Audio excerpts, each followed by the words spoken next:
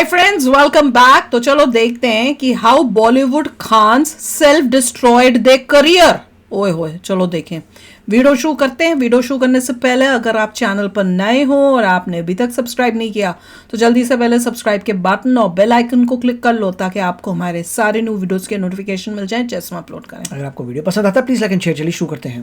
तो भाई साहब अभी सलमान खान की फिल्म आई है सिकंदर, और वो फिल्म इतनी बेकार बनी है कि कुछ सलमान खान के फैंस सलमान खान को गालियां दे रहे हैं। सलमान ने जुलूस कटा लिया अपना। बहुत ज्यादा बुरी मूवी है, बहुत ही घटिया साइंस हो गया। अरे बहुत ही घटिया। ये ना बहुत अजीब बात है क्योंकि एक दौर था जब बॉलीवुड का मतलब 3 खान हुआ करते थे। बुड्ढे हो गए सब, शाहरुख और आमिर। पूरा बॉलीवुड इनके नाम से जाना जाता था। बुड्ढे की बात नहीं है, they just lost their मजबूत हुआ करता था कि ability जब to भी do good movie great release होती things। तो मानो एक्टिंग वैसी करें जैसे जवान है जब बुड्ढे हो गए हैं। ना सिर्फ इंडिया में बल्कि देश विदेशों में भी अच्छी मूवियां बनाओ। हर movie blockbuster. Amitabh Bachchan is old, he kept coming in great movies. इन तीनों खानों की हालत दिन ब दिन खराब होती जा रही है बेचारे। देखिए सर, अभी हम कुछ नहीं बता सकते हैं आपको, हम डिस्कशन में अभी हैं। इनकी back to back movies flop हो रही हैं, फिर चाहे वो आमिर खान हो जिनकी लाल सिंह चड्ढा और ठग्स ऑफ हिंदुस्तान थी बकवास, ऑनलाइन मुंह गिर गई, या फिर शाहरुख खान हो जिनकी पठान को छोड़ दें तो जीरो पठान भी बकवास थी, पूरी तरीके से पिट गई। बड़े बड़े देशों में ऐसी छोटी छोटी बातें होती रहती हैं। और सलमान खान की तो वैसा बात ही छोड़ दो, उनकी लगातार फिल्में फ्लॉप ही फ्लॉप होती जा रही हैं। अभी कल ही सलमान भाई की एक और मूवी आई सिकंदर, वो भी मानो फ्लॉप ही होगी। अब भाई हॉलीवुड और साउथ की मूवीज जो है ना वो इंडिया में अपनी पकड़ बढ़ा रहे हैं। बॉलीवुड के जो तीनों खान है ना, इनको अपना रेलेवेंस बनाए रखने के लिए लड़ाई लड़नी पड़ रही है। हालत तो इतनी खराब है कि अब आमिर खान बॉलीवुड को छोड़कर यूट्यूब पर आने का प्लान बना रहे हैं। पर सवाल यहाँ पर ये उठता है कि आखिर सब यूट्यूब में ही आ रहे हैं। समय पर बॉलीवुड पर राज करने वाले तीनों खान आज उनकी मोनोपोली पूरी तरीके से टूट चुकी है। वो आज औंधे मुंह गिर रही हैं।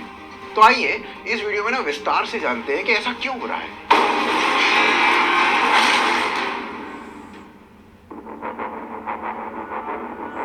देखिए, बॉलीवुड में ना एक समय में 3 खान स्टार्स का राज चला करता था।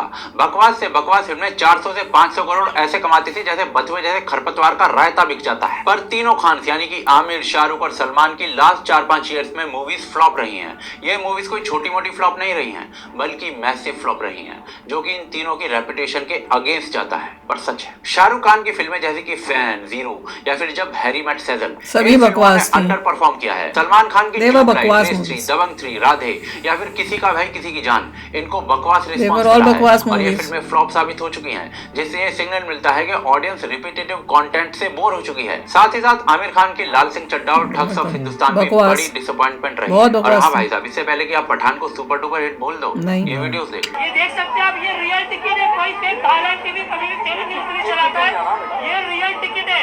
ये टिकट देख सकते हो पठान की क्या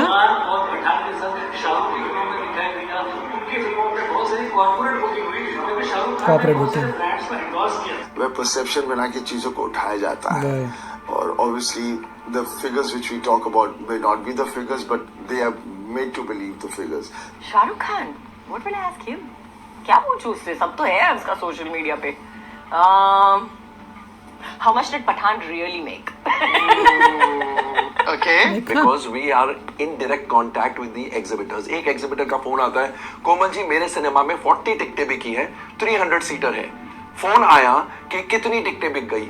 40, 260 बची है। 260 आप हाउसफुल का बोर्ड लगा दो, आपके अकाउंट में पैसे आ रहे हैं। He's saying 5 मिनट में 260 टिकटों के पैसे मेरे अकाउंट में आ गए, मैंने हाउसफुल का बोर्ड लगा दिया। यही सुनने में भारती या कोमल जाते हैं, वहां पर ऑब्वियसली सिर्फ 40 लोग हैं, बाहर हाउसफुल का बोर्ड है। और यही सब कुछ ना सलमान की सिकंदर में भी करने की कोशिश हो रही है। हॉल की एक भी सीटों की लाइन ऐसी नहीं थी कि वो पूरी फुल हो। हमारे साथ भी तो हुआ था इंडिया में, सब खाली। हमारे भी इंडिया में हुआ था ऐसे। मैं एक अकेली और 1 या 2 लोग होंगे।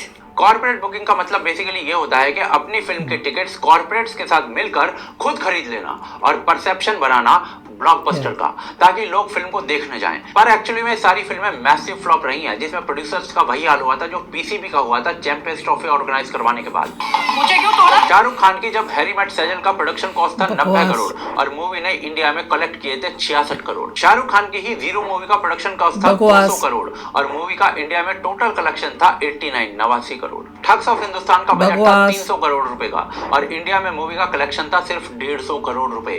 और लाल सिंह चड्ढा का हाल तो उससे भी बुरा था। लाल सिंह चड्ढा का प्रोडक्शन कॉस्ट था 180 करोड़ रुपए का और मूवी का इंडिया में टोटल कलेक्शन था 61 करोड़ रुपए। सलमान की रेस 3 का बजट था 185 करोड़ रुपीस और इंडिया में मूवी ने कलेक्ट किए थे 166 करोड़ रुपीस। राधे मूवी का प्रोडक्शन कॉस्ट था 90 करोड़ रुपीस और मूवी ने कलेक्ट किए थे 18 करोड़ रुपीस। किसी का भाई किसी की जान इस फिल्म का प्रोडक्शन कॉस्ट था 125 करोड़ रुपए और मूवी ने कमाए थे 97 करोड़ रुपए। ये फिल्में ना लोग फ्री में देखने को भी तैयार नहीं है और जो देख रहे हैं ना वो सर पकड़कर बाहर निकल रहे हैं। अभी सिकंदर का रिव्यू देखो जरा। सलमान खान और मूवी है, मुझे तो लगा पैसा वसूल हो गया। अरे पैसा, अरे सर दुखने लगा, छोड़ो। इतनी भी तो बुरी नहीं थी। पूरा स्टार्ट से खत्म हो गया, कुछ समझ ही नहीं पाया सीन कहाँ से कहाँ हुआ। हाँ वो तो है। अरे गंदी पिक्चर तो गंदी है, क्यों मतलब रीजन तो होगा ना, स्टोरी नहीं है उसको कुछ। स्टोरी तो थी खत्म हो रही, कब खत्म हो रही है, कुछ भी कुछ हो रहा था। मतलब फिर गए। इसी तरीके के जो रिव्यूज रहे ना बाकी खानों के फिल्मों के भी रहे हैं और इन फ्लॉप्स का ऐसा असर पड़ा है इन खानों के जीवन में कि आमिर खान ने तो फिल्मों से दूरी बना ली है लाल सिंह चड्ढा के फ्लॉप होने के बाद। सलमान खान को बेटे को जलाया वाली वॉच पहन के मूवी को प्रमोट करना पड़ रहा है पर फिर भी कुछ राम जन्मभूमि की वॉच है कौन सी है? तो उस सरदार सरोवर डैम पर पहुंच चुके हैं जिसके खिलाफ कभी वो धरने पर बैठे थे। शाहरुख खान तक ये कह चुके हैं कि वो एक्टिंग छोड़ना चाह रहे हैं और सलमान खान जो है ना उनकी बॉयकॉट गैंग से फटी पड़ी है। अरे नहीं चाहिए भाई हमको कोई कंट्रोवर्सी से, बहुत सारे कंट्रोवर्सी से गुजर चुके हम, हमको नहीं चाहिए कोई कंट्रोवर्सी। पर भाई साहब एक टाइम ऐसा भी था कि तीनों खान एक छत्र राज किया करते थे बॉलीवुड के ऊपर, किसी दूसरे का नाम सामने नहीं आता था और ट्रैफिक जैम लग जाया करते थे इनको देखने के लिए। कैसे हो जाता था ये सब कुछ और फिर अचानक से सब कुछ कैसे बदल गया वो आगे देखते हैं। अचानक तो नहीं बदला, एक के बाद टाइम के साथ जब तुम बनाओगे नहीं। यानी शाहरुख, सलमान और आमिर इन तीनों का दबदबा रहा है बॉलीवुड में और एक टाइम ऐसा था जब इन तीनों की मूवीज के आने का मतलब बॉक्स ऑफिस पे कलेक्शन की बरसात होना होता था। प्रोड्यूसर को एक तरीके से गारंटी मिल जाती अच्छी मूवी बनाते तभी हुआ था ना। सिकंदर का नाम सुनते मैंने बोल दिया था फ्लॉप है। ट्रिपल लॉजिक सुना था सिकंदर का, क्यों मैंने नाम रखा सिकंदर द ग्रेट। भाई आउटसाइडर का नाम क्यों रखा? क्योंकि आदत है ना इन लोगों को यही करने की। उन सभी फिल्मों का world wide box office collection अगर मिला लिया जाए तो वो नंबर पता है कितना आता है? 9,000 करोड़ रुपए का। और इसी तरीके से सलमान खान की सभी फिल्मों का वर्ल्ड बॉक्स ऑफिस कलेक्शन अगर मिला लिया जाए तो वो फिगर आता है 7,000 करोड़ का और ऐसे ही आमिर का आता है 6,500 करोड़ का। मतलब इन तीनों की फिल्मों ने मिलकर 22,000 करोड़ रुपए कमाए हैं। तीनों के टोटल नंबर ऑफ फिल्म्स जो है ना वो करीब करीब 200 हैं और कमाई 22,000 करोड़। मतलब हर एक फिल्म ने एवरेज 110 करोड़ रुपया कमाया है, जिसमें एक लंबा समय वो रहा जब ये स्टार्स नहीं बने थे। एक लंबा समय वो था जब फिल्में मात्र 10 करोड़ रुपए भी कमा लेती थी ना तो बहुत बड़ी हिट हो जाती थी। मतलब इसे ना आप डीडीएलजे के एग्जांपल से समझ सकते हैं। डीडीएलजे की जो लाइफ टाइम कलेक्शन थी ना वो 102 करोड़ रुपए की थी और डीडीएलजे मात्र 4 करोड़ रुपए में बनी थी। फिल्में उस समय 3-4 करोड़ रुपए में आराम से बन जाया करती थी और 10 करोड़ कमाने का मतलब बम्पर हिट। बॉक्स ऑफिस में जो डोमिनेंस आप देख रहे हैं ना इन फिगर्स में, ये इसी के चलते इन तीनों खानों को टाइटल नेम से नवाजा गया था। शाहरुख खान को नाम दिया गया था किंग ऑफ बॉलीवुड, आमिर खान का नाम था द परफेक्शनिस्ट और सलमान खान मास एंटरटेनर। तीनों खान के पास इतनी पावर थी कि वो बॉलीवुड को अपनी पर्सनल प्रॉपर्टी मानने लग गए थे। जो इनके साथ बना के चलता था उसे काम मिलता था और जिनकी इन खान से नहीं बनती थी उसका करियर भी एंड हो जाता था। जैसे सलमान खान की लास्ट कितनी ही मूवीज देख लो, वो इतनी घटिया है भाई, इतनी घटिया है जैसे मान लो वो मूवी ना बना रहे हो बल्कि सलमान भाई ना मनरेगा स्कीम चला रहे हो। जो भी सलमान खान के क्लोज होते हैं या जो एक्ट्रेसेस सलमान खान के फार्म हाउसेस में चली जाती हैं उन्हें मूवीज में रोल मिल जाता है, पता नहीं क्यों। और जिन आर्टिस्ट की सलमान भाई से नहीं बनती तो भाई उनके करियर का भी वही हाल कर देते हैं जैसा उन्होंने ब्लैक बक का किया था। जैसे मतलब विवेक ओबरॉय, तो विवेक ओबरॉय की ऐश्वर्या राय से क्लोजनेस थी। जब सलमान भाई का ऐश्वर्या राय से ब्रेकअप हुआ तो उसके बाद विवेक ओबरॉय को ना अचानक से मूवीज ही मिलनी बंद हो गई बॉलीवुड में। वो भी तब जब विवेक पहले ही कंपनी, साथिया, शूट आउट हिट हो रहा था, वो तब बड़ी बड़ी हिट्स दे चुके थे। और इन सब फिल्मों के बाद भी ना कोई ऐसा नहीं था जो विवेक ओबरॉय के साथ काम करना चाहता था, नहीं मिले थे और उन्हें कोई ऑफर से आने बंद हो गए। बहुत ज्यादा ऐसी बातें हुई हैं। अगर आप लोगों ने इसने माफी भी मांगी और स्पेशली अगर शराब के नशे में बात की हो तो आप जानते होंगे कि वो जब बात करते हैं तो आधा तो आप समझ नहीं पाते हैं कि ये क्या बोल रहा है आदमी, कुछ ठीक से समझ में नहीं आ रहा। फिर अनुराग कश्यप जो तेरे नाम के फर्स्ट डायरेक्टर थे, जब अनुराग ने सलमान खान से कैरेक्टर के लिए अपनी चेस्ट पर बाल बढ़ाने के लिए कहा, तो सलमान खान ने अनुराग कश्यप को ही रिप्लेस करवा दिया मूवी से। तेरे नाम में करने वाला था और मैंने उनको बाल उगाने में कहा, वो नाराज हो गए।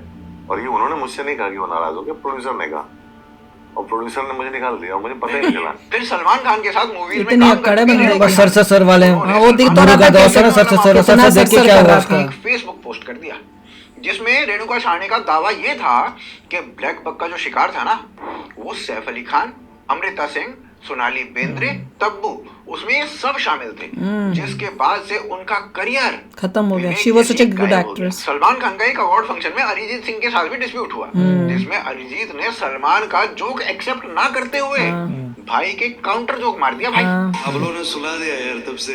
और इसका परिणाम पता है क्या हुआ? सुल्तान मूवी का जो टाइटल ट्रैक था, जो सपोजिटली अरिजीत सिंह रिकॉर्ड कर चुके थे, उसे चेंज करवा दिया गया और मूवी में राहत फतेह अली खान का ट्रैक यूज किया गया, जिसके बाद अरिजीत ने कई बार सलमान खान से माफी मांगी। नहीं मांगनी बट चाहिए, भाई सेल्फ ने रिस्पेक्ट कभी होनी चाहिए। रिस्पॉन्ड ही नहीं किया। और जब स्टेज शोज की बात चल ही रही है तो मैं बता दूं कि एसआरके ने भी कई एक्टर्स को इंटेंशनली इंसल्ट किया है। अवार्ड शोज होस्ट करते टाइम एसआरके ने एक अवार्ड शो में नील नितिन मुकेश के सरनेम का मजाक बनाया था। मुझे याद है। इसका जवाब नील नितिन मुकेश ने उसी वक्त हाँ दिया था, मुझे याद है वो मुझे सीन। तुमसे एक सवाल पूछना है कि यार तुम्हारा नाम है नील नितिन मुकेश, भैया सरनेम कहाँ पे है? सारे के सारे ये फर्स्ट नेम है। Yeah, I think it's ridiculous on both of you all to, you know, ask a question like this and always make this up on a film fed podium, you know, up there, standing there. What, dude? No, I'm sorry everyone, but I personally find this as an insult. फिर एक award function में SRK ने सुशांत सिंह राजपूत की insult कर दी, but Sushant Singh Rajput ने अपने seniors की respect रखी और रिस्पॉन्ड नहीं किया। हेलो, फिर बोल क्या है, क्या नाम क्या इसका? ये सुशांत सिंह राजपूत है। अबे नाम है कि पूरा एड्रेस है? यार इसको लेके जाओ और इसको 2-3 साल तक डांस सिखाओ। तुमसे बेटर डांसर है। एसआरके ने केवल लोगों को ही नहीं, होली फेस्टिवल को भी मॉक किया अवार्ड फंक्शन के अंदर, वो भी डबल मीनिंग जोक्स के साथ। तुम सब हीरो लोगों की ना यही प्रॉब्लम है। होली खेलने का तो शौक है, लेकिन पिचकारी में दम ही नहीं। ऊपर से ये तीनों ही खान जो है ना, वो हिंदू फेस्टिवल्स के ऊपर ज्ञान पेल चुके हैं। एसआरके दिवाली होली पे, आमिर खान दिवाली पे और क्रैकर्स पे। तो हम भी पटाखे छुड़ाएंगे, लेकिन कहाँ? याद है सोसाइटी के अंदर, रोड गाड़ी चलाने के लिए, पटाखे चलाने के लिए नहीं। Play it in a healthy way, so keep saying अपने उसमें ओकेजन्स पे बोलो। सलमान और एसआरके के ना बाबा सिद्दीकी के साथ बहुत अच्छे रिलेशंस थे, जो बेसिकली अंडरवर्ल्ड वो तो मैं पता है, बॉलीवुड के बीच में एक लिंक की तरह काम करता था। ऊपर से सलमान खान तो अंडरवर्ल्ड की फाइनेंस्ड मूवीज में काम भी कर चुके हैं, और याकूब मेमन को छोड़ दिया जाए, कुछ ऐसी रिक्वेस्ट भी अपने ट्विटर हैंडल से कर चुके हैं। एसआरके और आमिर को भी भारत इंटॉलरेंट लगने लगा था, मतलब देश दुनिया जाए भाड़ में, जो मन आए वो करते थे ये तीनों के तीनों खान्स। लेकिन आजकल इनके सुर ना थोड़े बदले बदले से लग रहे हैं, और इन बदले सुरों के पीछे ना एक रीजन। अब इकट्ठे हो गए हैं तीनों। अरे पहले जब ये चले रहे थे ना, तो एक दूसरे से लड़के भी बैठे हुए थे, और जब इनको दिखा कि हम तीनों का बट्ठा बैठ रहा है, इनकी दोस्ती फिर जाग गई है। अब ये सर्वाइवल की बात आ गई है। हाँ, अब सर्वाइवल की बात आ गई है, तो भैया इनकी अब फिर से वही हो गई। एक दूसरे की मूवी में जो है वो स्पेशल अपीयरेंस या जो भी बोलते हैं वो करने आते हैं, तो वो भी आप समझ लो कि क्यों क्या चल रहा है इनके अंदर। और ऑब्वियसली जो इन्होंने अपनी मूवीज में, इनके कई मूवीज के अंदर छुपे एजेंडा भी होते हैं, प्रो पाकिस्तानी दिखा देना, इंडियन आर्मी को में नेगेटिव दिखा देना, और ऑडियंस को उसकी खिंच तो है ही है। और मैं सच बताऊं, सलमान खान की इस मूवी में मैं बहुत क्लोजली देख रही थी कि ऐसा कुछ है कि नहीं है, और उसमें था। अब आप बताओ, उसमें वो जो पहला गाना था जो हम लोग सोचते थे ईद का गाना है भैया, जोरा जबी, और वो लास्ट वाला जिसमें वो टर्की से लेके आए, बताओ उस पूरी मूवी के अंदर उस स्टोरी में जो कैरेक्टर्स हैं, तुम हिंदू कैरेक्टर्स दिखा रहे हो, कहाँ पे जरूरत पड़ रही थी इसकी? राजकोट के राजा को, जिसका नाम संजय है, अच्छा इतना लंबा, उसको जोरा जबी सॉन्ग कैसे गाएगा? वो क्यों गाएगा समझ ही नहीं आई। लड़की भी कोई तुम मुस्लिम नहीं दिखा रहे, अगर तुम्हारी कोई थीम होती और तब समझ सकते थे। हाँ, और वो गाने का कोई रेलेवेंस भी नहीं था जो बीच में आ गया पागलों की तरह। फिर एंड में जो गाना आया उसका भी कोई नहीं था भैया, वो लड़की तो मर चुकी है। वो तो स्टोरी ऐसे बनाते कि स्टोरी में कोई ईद का फेस्टिवल हो रहा है, कुछ वो भी नहीं था, कुछ देयर वाज नो लिंक तो भाई लिंक भी हो तो समझ में आता था। तो अपना इन्होंने बीच में वो ठूसना ही है, तो वही प्रॉब्लम है। तो दुनिया तो देख ही लेती है, पर कई तो बहुत एक्सट्रीम में ये जो करते हैं। कई बारी सलमान खान नहीं तो ये कौन है, शाहरुख खान, उसने अपनी कौन सी मूवी में बड़ा वो हीरोइन जो थी दीपिका बन गई थी पाकिस्तानी की आर्मी की या कोई स्पाई, उसके साथ प्यार हो रहा है, उसको बड़ा अच्छा दिखा रहे हैं, बड़ी अच्छी है, हेल्पफुल है। कितना बेवकूफ बनाया है इन लोगों ने। तो वो सब तो पब्लिक को दिख ही रहा है। और ऑब्वियसली देखो हर बंदे का जब वो ऊंचा उठता है एक दिन उसका गिरना तो होता ही है, तो कब तक ऊपर रहेंगे ये लोग। लोगों को बहुत लेट समझ आता है। पठान भी देखिए, जैसे पठान बनी थी, Pathan are not native to India. Pathan movie का नाम क्या बताने का मतलब? Pathan are native to Afghanistan. Exactly, not native to India. उनको ग्लोरीफाई कर रहे हो इंडिया में। करेक्ट, समझ नहीं आया मुझे। क्या अफगानिस्तान में कोई मूवी बनी थी राजपूत? हाँ, अफगानिस्तान में कोई मूवी बनी थी क्या राजपूत नाम की या सिख नाम की? Exactly, that is what is going on. तो वही brain washing of public and glorifying these people. Sikandar बना दी, रीजन कितना स्टूपिड दिया, क्योंकि ये मुझे लगता है बाद में ऐड ऑन किया है इन्होंने मूवी के अंदर कुछ, क्योंकि लोगों की जब उन्होंने सुनी है कि भाई लोग इन चीजों से खुश नहीं है, तो डाला है कि भैया क्यों शादी हो गई भाई इतनी यंग लड़की से, इतना एक लाइनर एक्सक्यूज दिया हुआ था जो सेंस ही नहीं बना रहा है यार। उसके बाद यहाँ पे भैया सिकंदर नाम कैसे आ गया, मेरी दादी को बड़ा पसंद था। जैसे Amitabh Bachchan comes in as appropriate roles, हाँ, वैसे एग्जैक्टली।